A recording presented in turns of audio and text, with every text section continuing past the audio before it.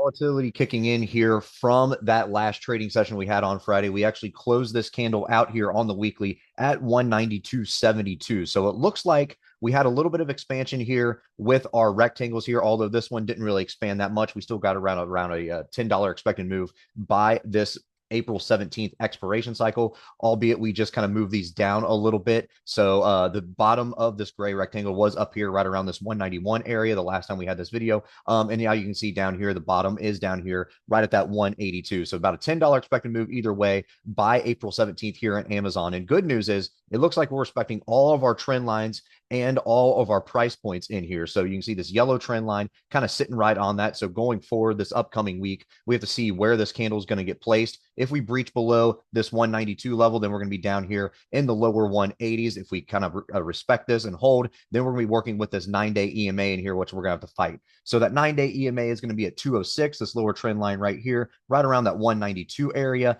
And then below that for your next support is going to come down here right around that 180. So it looks like we are going to kind of respect this trend line, but you have to kind of wait and see what happens in here. Low RSI, got some good volume. So if we do hold it and then we kind of rip through that 9-day EMA, then we could be visiting up here to the 217s sooner rather than later. But it looks like everything's going to hold. Nothing really crazy going on in here. Probably going to suck out some volatility this week. So all of these rectangles here would start to kind of contract and get smaller as we kind of revisit this next week, day by day, each trading session. So we're going to see what happens there, but it looks like volatility is going to get sucked out. Looks like these trend lines are going to hold. We're watching that 9-day EMA at 206, watching the 217, watching that 192 level. And then below that, we're going to be looking at the 180s in here.